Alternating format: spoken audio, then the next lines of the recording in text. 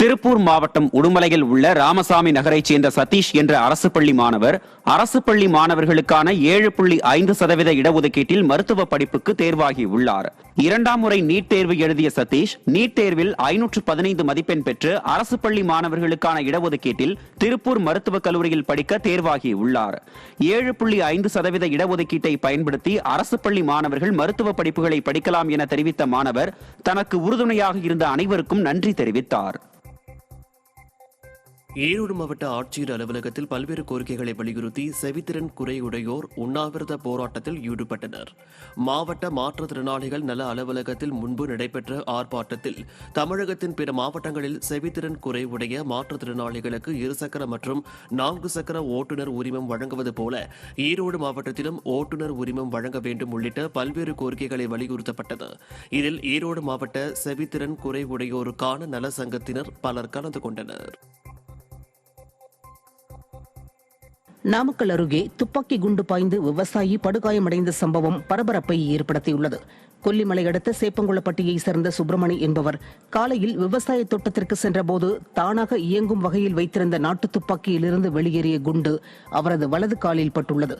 இவரது அலறல் சத்தம் கேட்டு குடும்பத்தினர் சுப்பிரமணியை மீட்டு தனியார் மருத்துவமனையில் அனுமதித்தனர். தகவல் அறிந்து சம்பவ இடத்திற்கு சென்று நாட்டு துப்பாக்கியை கைப்பற்றிய போலீசார் விசாரணை மேற்கொண்டு வருகின்றனர். கடலூர் மாவட்டம் பன்ருட்டி அடுத்த திருவதிகையில் அரசு பள்ளியில் உள்ள பொருட்களை மர்ம நபர்கள் அடித்து நொறுக்கிய சம்பவம் மக்களிடையே அச்சத்தை ஏற்படுத்தியுள்ளது. டிஎன் பாவாடைப்பிள்ளை நகராட்சி உயர்நிலைப் பள்ளியில் வகுப்பறையில் உள்ள மின் விசிறிகள், மின் விளக்கு, சுவிட்ச் பாக்ஸ் மற்றும் கழிவறையில் உள்ள தண்ணீர் குழாய்களை அடித்து உடைத்துள்ளனர். விடிய ஆட்சியில் மாணவர்களுக்கு பாதுகாப்பில்லாத சூழல் நிலவி வரும் நிலையில் பள்ளியையும் மர்ம நபர்கள் சேதப்படுத்தியுள்ளது விடிய திமுக அரசின் நிர்வாக திறமையின்மையை காட்டுவதாக மக்கள் குற்றம் சாட்டியுள்ளனர்.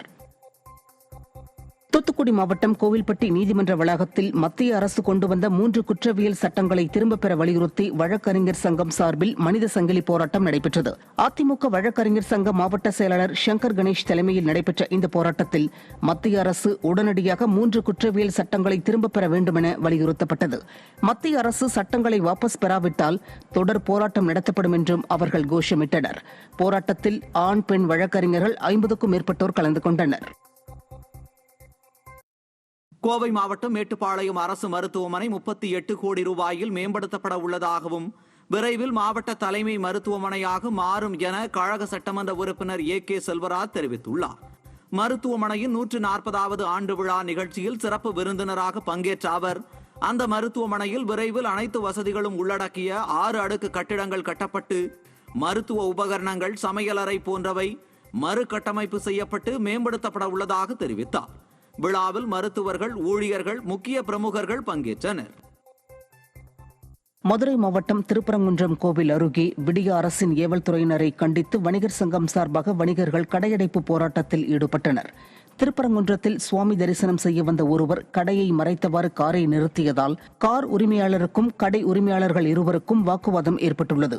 இதுகுறித்து கார் உரிமையாளர் அளித்த புகாரின் பேரில் காவல்துறையினர் கடை உரிமையாளர் ஒருவரை கைது செய்து மற்றொரு கடை உரிமையாளரை தேடி வருகின்றனர். இந்த சம்பவத்தில் விடிய அரசின் ஏவல் துறை ஒருதலை பட்சமாக செயல்படுவதாக குற்றம் சாட்டி வணிகர்கள் கடையடைப்பு போராட்டம் நடத்தினர். சிவகங்கை மாவட்டம் காரைக்குடியில் மண்ணெண்ணெய் விநியோக மையத்திற்கு விடிய அரசின் நகராட்சி அதிகாரிகள் சீல் வைத்ததால் மண்ணெண்ணெய் வாங்க வந்த பெண்கள் கடும் சிரமத்திற்கு ஆளாகினர். பேருந்து நிலையம் அருகே உள்ள அரசு மண்ணெண்ணெய் விநியோக மையம் தரை வாடகைக்கு இயங்கி வருவதாகவும் திறனற்ற திமுக அரசு வருட வாடகையை ஏற்றியதாகவும் கூறப்படுகிறது. இது தொடர்பான வழக்கு நீதிமன்றத்தில் நிலுவையில் உள்ள நிலையில் வாடகை செலுத்தாத மண்ணெண்ணெய் விநியோக மையத்திற்கு சீல் வைக்கப்பட்டுள்ளது. இதனால் மண்ணெண்ணெய் வாங்க வந்த மக்கள் நீண்ட நேரம் காத்திருந்துவிட்டு திரும்பிச் சென்றனர். திருவள்ளூர் மாவட்டம் பொன்னேரி சார் பதிவாளர் அலுவலகத்தை முற்றுகையிட்டு கிராம மக்கள் போராட்டத்தில் ஈடுபட்டனர். கிருஷ்ணாபுரம் பகுதியில் சுமார் 99 ஏக்கர் நிலம் கோவிலுக்கு சொந்தமானது என தனிநபர் ஒருவர் மனு கொடுத்துள்ளார். இது தொடர்பாக நீதிமன்றம் சென்று ஆணை பெற்ற பின்பும் அதற்கு முறையாக பத்திரப்பதிவு செய்யாமல் காலம் தாழ்த்தி வருவதாக கூறப்படுகிறது. இதனால் ஆத்திரமடைந்த அப்பகுதி மக்கள் சார் பதிவாளர் குமரேசனை கண்டித்து சார் பதிவாளர் அலுவலகத்தை முற்றுகையிட்டு வாக்குவாதத்தில் ஈடுபட்டனர். அப்போது நீதிமன்ற உத்தரவை மதிக்காத சார் பதிவாளர் மீது நடவடிக்கை எடுக்க வேண்டும் என்றும் பொதுமக்கள் வலியுறுத்தினர். ஈரோடு மாவட்டம் புஞ்சை புளியம்பட்டி 16வது வார்டு பகுதியில் இருக்கும் குப்பை மேடுகளை அகற்றாததால் பொதுமக்கள் அதிருப்தி அடைந்துள்ளனர். 4 மாதங்களுக்கு முன்பு குப்பை மேட்டில் பற்றி எரிந்த தீயை அணைத்த நகராட்சி நிர்வாகம் குப்பையை அகற்றுவதாக உறுதியளித்து எந்த ஒரு நடவடிக்கையும் எடுக்கவில்லை. இந்த குப்பையின் துர்நாற்றத்தினால் நோய் பரவல் ஏற்படக்கூடும் என அப்பகுதி மக்கள் அச்சமடைந்துள்ளனர். இதுகுறித்து முதல்வர் தனிப்பிரிவில் புகார் அளித்தும் தற்போது வரை நடவடிக்கை எடுக்கப்படாமல் இருப்பதால் அப்பகுதி மக்கள் விடிய அரசின் மீது அதிருப்தியை வெளிப்படுத்தியுள்ளனர்.